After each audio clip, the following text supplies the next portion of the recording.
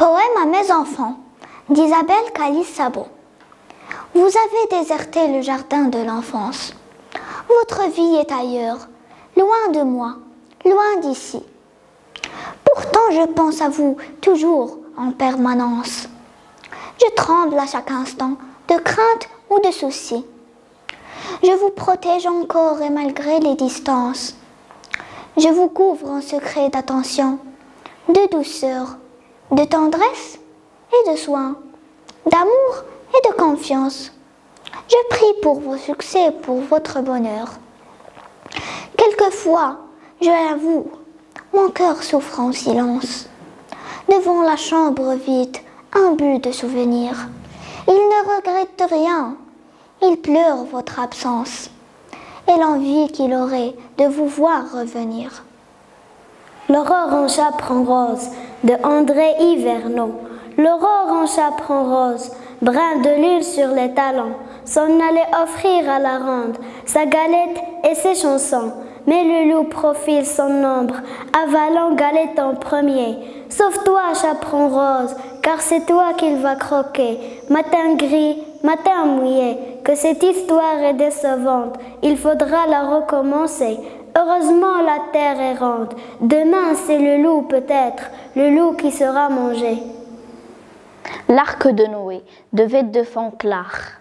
Assis sur un nénuphar, plus verte que feuille au printemps, elle chante à la lune bleue, et son chant craque et sautille, des temps d'argent marre d'or. Son immense bouche est un piège pour les insectes de l'été. Ses yeux sont deux globes dorés, ses pattes pliées sont si longues qu'on les croirait doubles ou triples. Sous son ventre rond d'émeraude, l'eau de l'étang qui frisselise. Lèche ses doigts palmés verts. Elle chante à la lune bleue, et son chant craque et sautille, des temps d'argent marre d'or. Le martinet de René Char, martinet aux ailes trop larges, qui vire et crie sa joie autour de la maison. Tel est le cœur, il dessèche le tonnerre, il sème dans le ciel serein. S'il touche au sol, il se déchire, ça repartit l'hirondelle. Il déteste la familière, que vos dentelles de la tour. Sa pose est au creux le plus sombre, nul n'est plus à l'étroit que lui. L'été de la longue clarté, il fuyera dans les ténèbres par les persiennes de minuit. Il n'est pas Dieu pour les tenir. Il crie, c'est toute sa présence, et un mince fusil va l'abattre, tel est le cœur. La cigale et la fourmi, de Jean de La Fontaine. La cigale, ayant chanté tout l'été, se trouva fort dépourvue. Quand la bise fut venue, pas un seul petit morceau de mouche ou de vermisseau. Elle alla crier famine chez la fourmi sa voisine, la priant de lui prêter quelques grains pour subsister. Jusqu'à la saison nouvelle, je vous paierai, lui dit-elle. Avant l'août, foi d'animal, intérêt principal. La fourmi n'est pas prêteuse, c'est là son moindre défaut. Que faisiez-vous au temps chaud? Dit-elle à cette emprunteuse. Je chantais, ne vous déplaise. Vous chantiez, j'en suis fort aise. Eh bien, dansez maintenant. Aux abeilles de Zona de Sarthe, voici du romarin, des graines de pavot, du trèfle, un plant de thym et des fleurs de pêcher, et quelques raisins secs sur les pampres nouveaux. Chères abeilles, c'est pour vous que vos travaux se poursuivent en paix sous un limpide ciel, que le fermier qui construisit votre rucher avec Pan, votre ami, savoure votre miel. Et lorsqu'il saisira, entouré du fumet, vos beaux rayons, que sa main sage, ô bien-aimé, vous les savons l'hiver, pour prix de tant d'efforts, une petite part de vos propres trésors. Merci. C'est un petit mot tout simple mais qui pèse lourd. Si mes lèvres l'expriment avec douceur, c'est qu'il prend naissance au fond de mon cœur. Un grand merci, un petit merci. Peu importe sa taille, il n'a pas de dimension. que ce soit dans la joie ou dans la tristesse. C'est un signe de reconnaissance qui ne connaît pas l'indifférence. Merci. Un petit mot qui fait du bien quand on le prononce. Un petit mot gracieux qui calme et réjouit. Merci, merci. Merci de m'avoir permis de vous dire merci. La différence de Jean-Pierre Simeon. Pour chacun une bouche, 2 yeux, 2 mains, 2 jambes. Rien ne ressemble plus à un homme qu'un autre homme. Alors, entre la bouche qui blesse et la bouche qui console, entre les yeux qui condamnent et les yeux qui éclairent, entre les mains qui donnent et les mains qui dépouillent, entre le pas sans trace et les pas qui nous guident, où est la différence, la mystérieuse différence? Automne, sous le ciel pervenche, tournoi des avalanches, de pétales de roses, rangs surannés, fanès morses et feuilles fanées. La plante affile, tous ses frissons, tandis que le vent taquin, sillonnant gaiement, l'azur des temps, sorti effreudant des herbadins.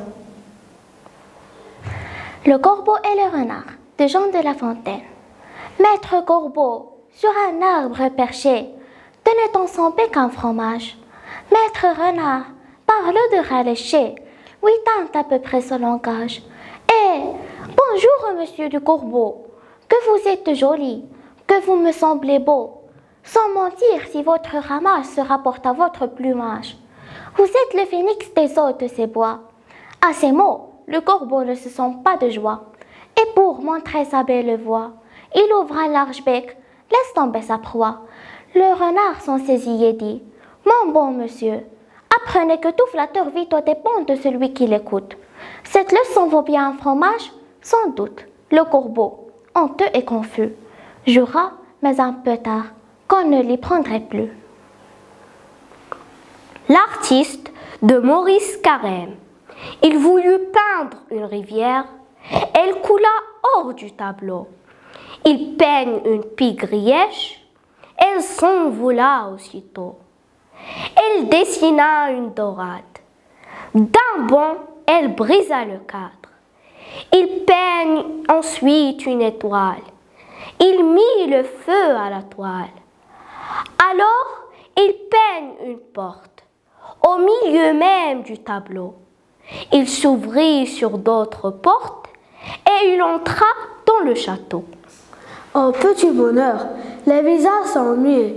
Tant mieux tu ne saurais plus dire au revoir. La belle saison est ailleurs en sifflet. Et depuis que nous avons les jeux de hasard, il a fallu mettre une rallonge à la table. En dépit du bon sens, ce jour fut le plus court de l'année. Divers prénoms, un autre bien plus joli. En vain je fais le féméride. Encore une année trop courte pour toutes les fêtes à souhaiter. Le cancre de Jacques Prévert. Il dit non avec la tête, mais il dit oui avec le cœur. Il dit oui à ceux qu'il aime. Il dit non au professeur. Il est debout, on les questionne et tous les problèmes sont posés. Soudain, le fou rire le prend et il efface tout. Les chiffres et les mots, les dates et les noms, les phrases et les pièges. Et malgré les menaces du maître, sous les yeux des enfants prodiges, avec des cris de toutes les couleurs, sur le tableau noir du malheur, il dessine les visages du bonheur. Le bonheur et la joie d'Eichel Goutny. Il te suffit de croire, avoir confiance en toi, tout simplement y croire et choisir la bonne voie, de l'amour et de l'amitié, tout laisser et tout pardonner. Voilà pourquoi on a le sourire de notre corps qui vient de s'ouvrir. Le bonheur et la joie se cachent en toi, même si tu ne le vois pas, dans ton âme il t'attendra. Le glouton de Jean de La Fontaine. À un souper un glouton, commande que l'on apprête. Pour lui, seul un est urgent, sans on laissait que la tête. Il soupe, il crève, on y court. On lui donne main clister, on lui dit pour faire court, qu'il mette ordre à ses affaires. Mes amis, dit le goulot, mais voilà tout résolu. Et puisqu'il faut que je meure, sans faire tant de façon qu'on m'apporta tout à l'heure et le reste de mon poisson. Il pleure dans mon cœur, d'Arthur Rimbaud. Il pleure dans mon cœur comme il pleut sur la vie. Quelle est cette longueur qui pénètre mon cœur, au bruit doux de la pluie par terre sur le toit, pour un cœur qui s'ennuie. Oh, le chant de la pluie, il pleure sans raison dans un cœur qui s'écœure. Quoi nous trahison, ce deuil a sans raison. C'est bien la pire peine de ne savoir pourquoi, sans amour et sans haine, mon cœur a tant de peine. Le moqueur moqué de Pierre Gamarra, un escargot, se croyant beau, se croyant gros, se moquait d'une coccinelle. Elle était mince, elle était frêle. Vraiment avait-on jamais vu un insecte aussi minus? Vint tabasser une hirondelle qui s'esbaudait de limaçon. Quel brimborion! S'écria-t-elle. C'est le plus maigre du canton. Vint à passer un canton. Cette hirondelle est minuscule. Voyez sa taille ridicule, dit-il sur un ton méprisant. La lecture de Catherine Asley et Romain Quentin. La lecture m'emmène partout et je ne sais jamais où. Mer, montagne, pays imaginaire. De chez moi, je m'en vais prendre l'air. Je peux être un cow-boy ou un roi et même relire l'histoire plusieurs fois. Si je veux, je saute des chapitres.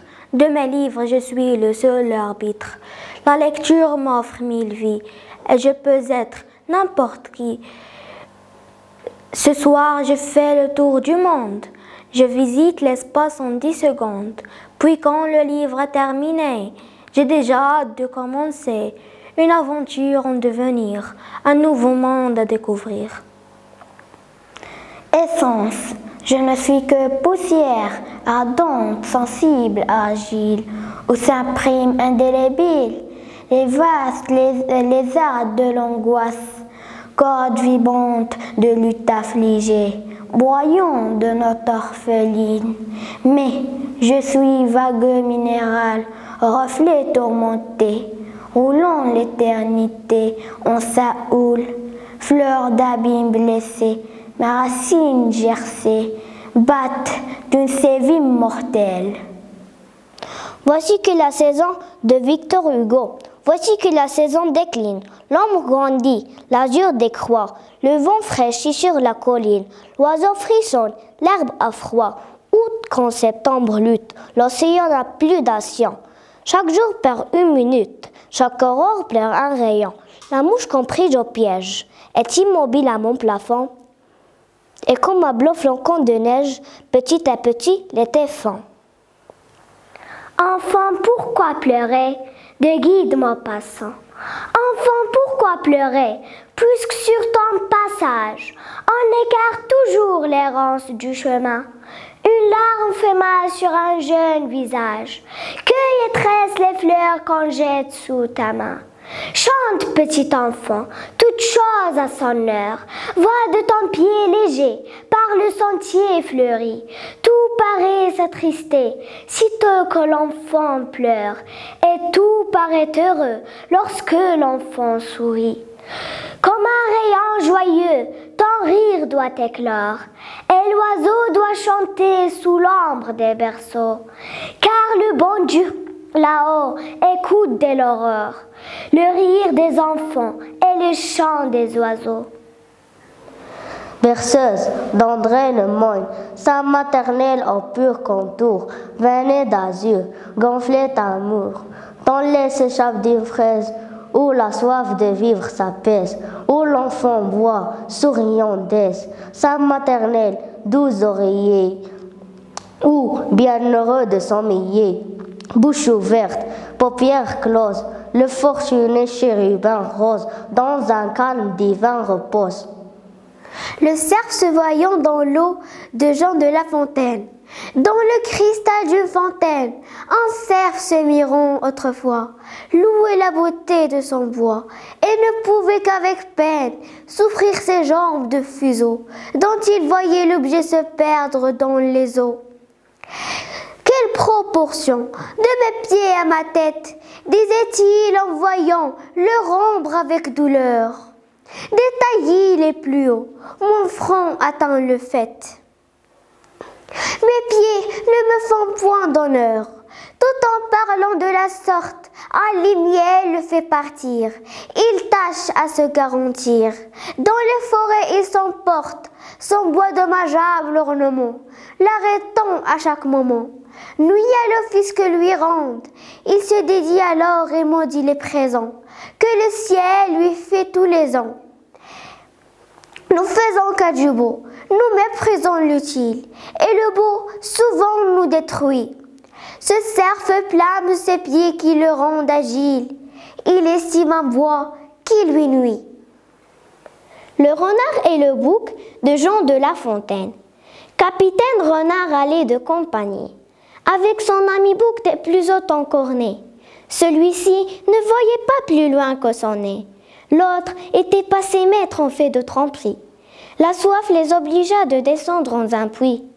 Là chacun d'eux se désaltère. Et après qu'abondamment tous deux en eurent pris, le renard dit au bouc: « Que ferons-nous, compère? Ce n'est pas tout de boire, il faut sortir d'ici. Lève tes pieds en eau et tes cornes aussi. Mets-les contre le mur, le long de ton échine. Je grimperai premièrement, puis sur tes cornes m'élevant. À l'aide de cette machine, de ce lieu-ci je sortirai. Après quoi, je t'en tirerai.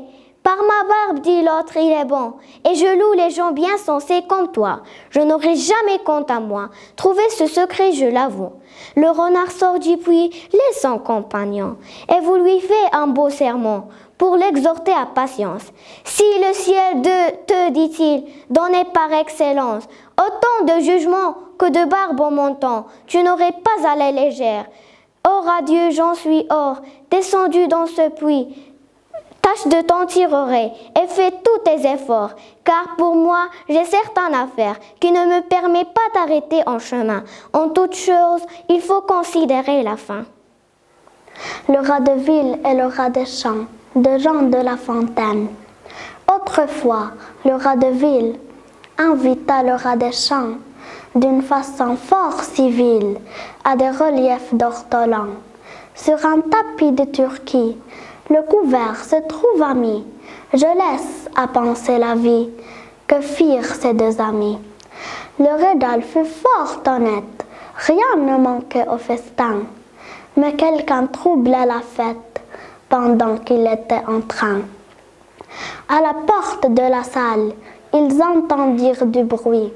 Le rat de ville détale, son camarade le suit. Le bruit cesse, on se retire, rat en campagne aussitôt, et le citadin de dire: achevons tout notre eau. C'est assez, dit le rustique, demain vous viendrez chez moi.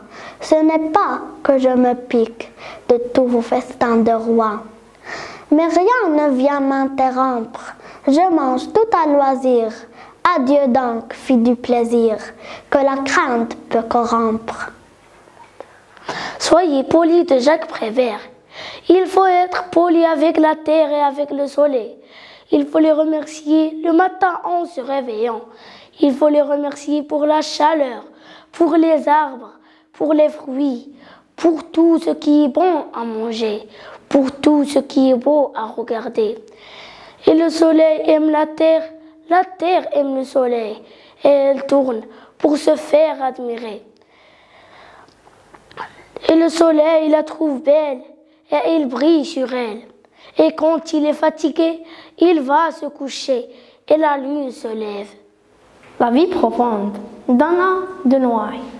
Être dans la nature ainsi qu'un arbre humain, étendre ses désirs comme un profond feuillage, et sentir, par la nuit paisible et par l'orage, la sève universelle affluer dans ses mains. Vivre, avoir les rayons du soleil sur la face, boire le sel ardent des embruns et des pleurs, et goûter chaudement la joie et la douleur qui font une buée humaine dans l'espace. Sentir dans son cœur vif l'air, le feu et le sang. Tourbillonner ainsi que le vent sur la terre, s'élever au réel, pencher au mystère, être le jour qui monte et l'ombre qui descend, comme du pourpre soir aux couleurs de cerise, laisser du cœur vermeil couler la flamme et l'eau, et comme l'aube claire appuyée au coteau, avoir l'âme qui rêve au bord du monde assise. Le temps a laissé son manteau de Charles d'Orléans.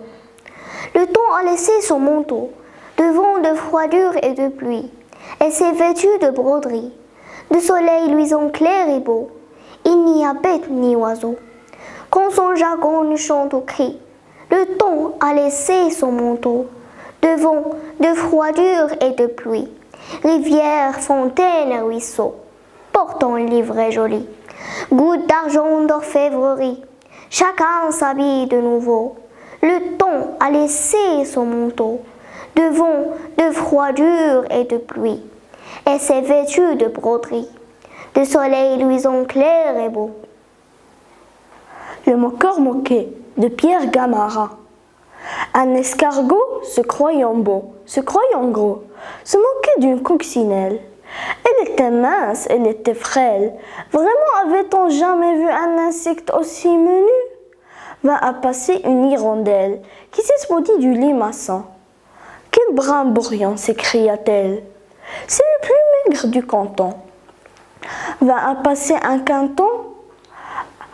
Cette hirondelle est minuscule.